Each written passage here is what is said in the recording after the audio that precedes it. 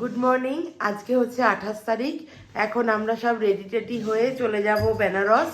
কালকে আমরা এসেছি অযোধ্যায় বিকেলে রাম মন্দির দেখে, আর তো এখানে তেমন কিছু নয় এখানে, তার জন্য আমরা তাড়াতাড়ি এখন রেডি হয়ে, এখন 10টাও বাজেনি, রেডি হয়ে চলে যাব বেনারস। অযোধ্যাতে দেখলাম সেরকম ভালো হোটেল কিছু নেই, কারণ পুরোটাই একটা গ্রামের মতো শহর আর কি। শহর বলা ঠিক সেই অর্থে যায় না, পুরোটাই প্রায় গ্রাম মতো। এই অযোধ্যা মন্দিরের জন্য যেটুকু ডেভেলপমেন্ট এখনো হচ্ছে।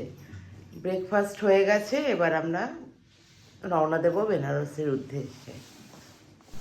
আর অযোধ্যায় এসে এনার দেখা পাবো না তা তো হয় না, সকাল সকাল এনার দেখাটাও আমাদের হয়ে গেল।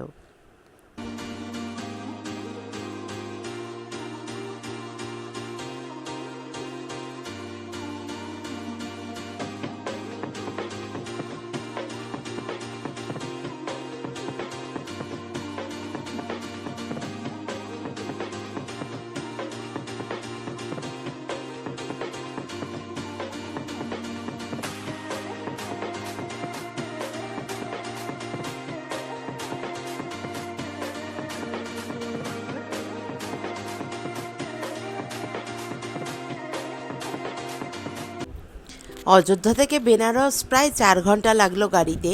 তারপর হোটেলে এসে নিজেদের লাগেজ টাগেজ রেখে তারপর ফ্রেশ হয়ে মন্দিরে আস্তে আস্তে আমাদের বেশ অনেকটা সন্ধেই হয়ে গেছিলো।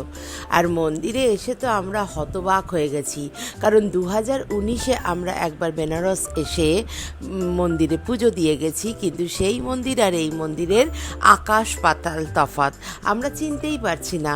অ্যাকচুয়ালি আমরা যে গেট দিয়ে ঢুকেছি সেই গেট বন্ধ করে দিয়ে নতুনভাবে গেট তৈরি হয়েছে।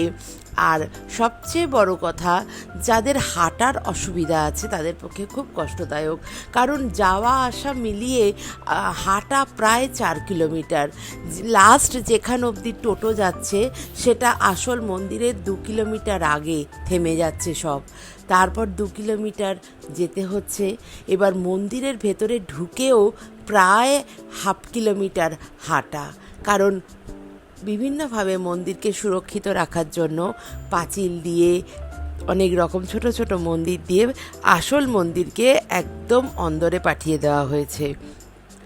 আসল মন্দির খুঁজে পেতে পেতে আমাদের খুবই বেগ পেতে হলো।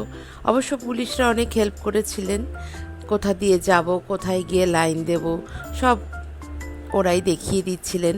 আর নিরাপত্তা ব্যবস্থাও খুব ভালো, প্রচণ্ডভাবে চেক করা হচ্ছিল। তারপর মন্দিরে আমরা পুজো দিয়ে খুব ভালোভাবে মন্দির দর্শন করলাম।